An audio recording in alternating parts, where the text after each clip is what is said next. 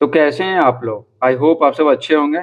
इस वीडियो में हम लोग क्लास 8 हिस्ट्री का चैप्टर 1 पढ़ने वाले हैं, जिसका नाम है कब, कहाँ और कैसे। तो इस वीडियो में हम लोग इस चैप्टर का A to Z question answer solve करेंगे। तो चलिए बिना समय गवाए वीडियो को स्टार्ट करते हैं। देखते हैं प्रश्न उत्तर का जो अभ्यास है उसमें क्या दिया हुआ। तो ये रहा अभ्यास का प्रश्न।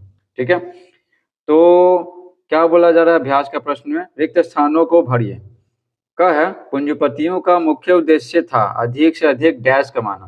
तो अधिक से अधिक क्या कमाना? मुनाफा कमाना। ठीक है, अधिक से अधिक मुनाफा कमाना।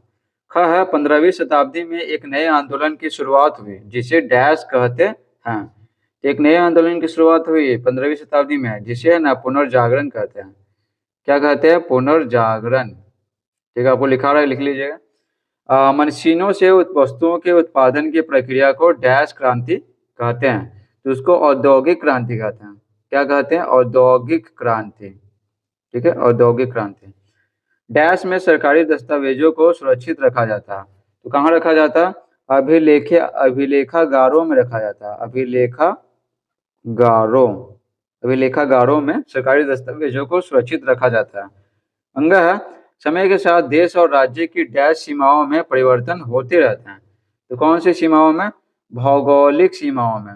भौगोलिक सीमाओं में। ठीक है, आगे है। तो देखिए सही और गलत बताइए।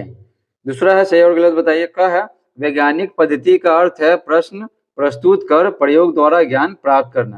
तो जाहिर सी बात है वैज्ञानिक पद्धति में ना कोई प्रश्न रहता है कि हाँ सूरज पूर्व दिशा में क्यों उगता है, प्रकाश संश्लेषण कैसा होता है। तो सबसे पहले एक प्रश्न रहता है, फिर उसका प्रयोग के द्वारा एक्सपेरिमेंट करके ना ज्ञान प्राप्त करते हैं कि हाँ सही है गलत है क्यों होता है। तो ये क्या है? ये सही है। ख है अंग्रेज इतिहासकार जेम्स मिल का भारतीय इतिहास का धर्म के आधार पर बांटना उचित था। तो देखिए धर्म के आधार पर हम इतिहास को नहीं बांट सकते क्योंकि एक बार में ना मुस्लिम भी रहते हैं, हिंदू भी रहते हैं, ईसाई भी रहते हैं, बाकी सभी धर्मों के लोग रहते हैं एक समय में। तो धर्म के आधार पर बांट नहीं सकते। धर्म के आधार पर बांटे थे, पहले हिंदू, उसके बाद मुस्लिम आया, उसके बाद ये अंग्रेज आए और भी बहुत सारी यूरोपियन कंपनी आई तो उसको बांटे कि ये ईसाई है।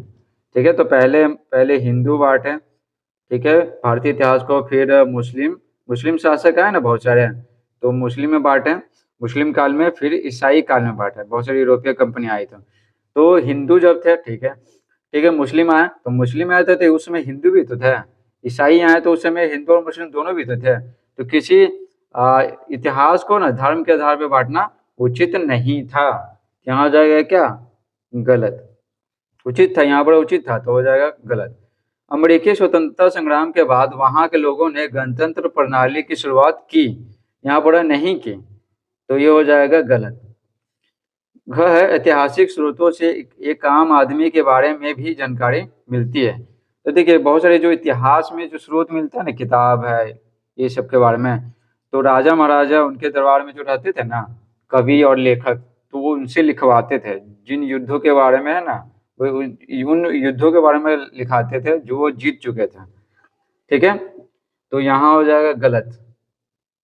ठीक है, गलत। उसके बाद है आज़ादी के पहले हमारे देश की जो भौगोलिक सीमा थी आज़ादी के बाद भी वही रह गए। तो आज़ादी के पहले तो भारत बहुत बड़ा था और आज आज़ादी मिला तो फिर अब पाकिस्तान अलग हुआ, ठीक है, फिर बांग्लादेश अलग हुआ, तो ये क्या भौगोलिक सीमा सेमी थी, तो ये हो जाएगा गलत। ठीक है, अब देखिए आइए विचार करें। तो पहला है मध्यकाल और आधुनिक काल के ऐतिहासिक स्रोतों में आप क्या फर्क पाते हैं? उदाहरण सहित लिखिए। मध्यकाल और आधुनिक काल। तो चलिए आपको बताते हैं पीडीएफ से। तो देखिए उत्तर लिखेंगे। मध्यकाल के ऐतिहासिक स्रोत जैसे अभिलेख, ताम्रपत्रों, पांडुलिपियों की मदद से कुछ खास लोगों, विशेषता शासकों के बारे में कुछ ही जानकारियां मिलती है। और आधुनिक काल में ऐतिहासिक स्रोतों की संख्या प्रेस के आने से अधिक व व्यापक जानकारी वाले और अधिक प्रामाणिक हो गए। ठीक है, तो यहाँ क्या बोला जा रहा है कि मध्यकाल में है ना, मध्यकाल में जो ऐतिहासिक स्रोत है जैसे अभिलेख, ताम्रपत्र, पांडुलिपि, तो ये सबसे है ना कुछ खास लोगों के बारे में ही जानकारी मिलता है। वैसे खास लोग जैसे में शासक हो गया, राजा हो गया, ठीक है, तो जो वो लिखवाना चाहते थे कवि और लेखकों से जो उनके दरबार में रहते थे, तो वही लिखवाते थे। जैसे कोई युद्ध जीत गया है तो उसके बारे में लिखाते थे, लेकिन आम लोगों के बारे में ना जानकारी प्राप्त नहीं होता है। ठीक है, जो शासक जो लिखवाए वही थोड़ा बहुत पता चलेगा आम लोगों के बारे में, बाकी पता नहीं चलेगा। लेकिन आधुनिक काल में क्या है, ऐतिहासिक स्रोतों की संख्या ना बहुत ज्यादा बढ़ गया है। प्रेस आया ना तो बहुत सारे किताब छपने लगा, न्यूज़पेपर छपने लगा, मैगजीन छपने लगा। तो बस आगे देखिए दूसरा, जेम्स मिल ने भारतीय इतिहास को जिस प्रकार कालखंडों में बांटा, उससे आप कहाँ तक सहमत हैं?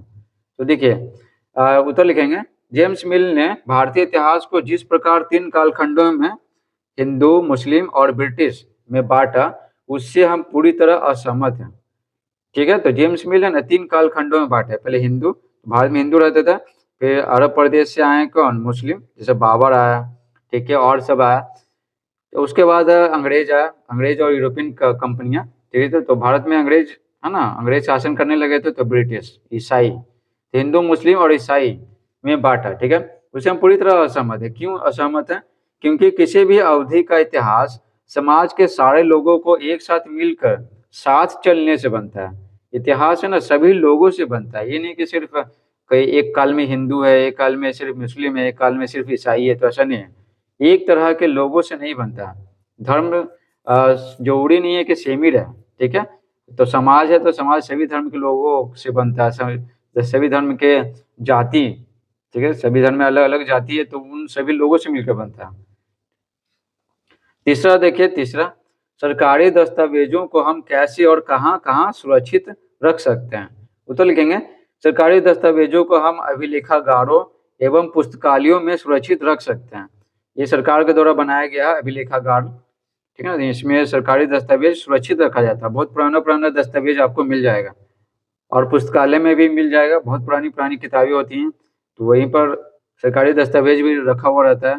साथ ही तहसील के दफ्तर, कलेक्ट्रेट, कमिश्नर के दफ्तर, कचहरी आदि के रिकॉर्ड रूमों में भी रख सकते हैं। ठीक है, अगला सवाल, यूरोप में हुए परिवर्तन किस प्रकार आधुनिक काल के निर्माण में सहायक हुआ? यूरोप में बहुत सारा परिवर्तन हुआ ना, तो आधुनिक काल के निर्माण में सहायक रहा। तो कैसे? उत्तर लिखेंगे, यूरोप में पुनर्जागरण का आंदोलन फैला। पुनर्जागरण यानी फिर से जागना। इस आंदोलन ने स्वतंत्र रूप से सोचने के लिए प्रेरित किया। अमेरिकी एवं फ्रांसीसी क्रांति के बाद इन देशों में गणतंत्र प्रणाली की सरकार बनी। गणतंत्र प्रणाली की सरकार बनी, जिसने कई देशों में गणतांत्रिक सरकारों की स्थापना के लिए प्रेरित किया। जब अमेरिका क्रांति और फ्रांस की क्रांति हुआ ना, तो उस देश में क्या है, गणतंत्र आया। यानी कि अब किसका शासन होगा? न किसी राजा का शासन होगा, न किसी बड़े व्यक्ति का शासन होगा। जैसे सेना में जो हेड होता है, उसका शासन नहीं होगा। किसका शासन होगा? गणतंत्र, है ना, गणतंत्र प्रणाली, यानी कि क्या बोलते हैं, कानून, यानी कि जो संविधान बनेगा उसका शासन होगा। संविधान में जो भी नियम कानून है उसको फॉलो किया जाएगा, ना कि किसी खास व्यक्ति जैसे राजा या जो सैनिक होता है उसका। ठीक है, तो ये जब हुआ ना, तो बाकी देश भी है ना, बाकी देश भी प्रेरित हुए कि नहीं, ये सब क्या, ये सब के यहाँ आ गया, लोकतंत्र आ गया, तो हमारे यहाँ भी लोकतंत्र आना चाहिए। तो वो सब भी प्रयास जारी कर लिए। ठीक है, प्रयास करने लगे।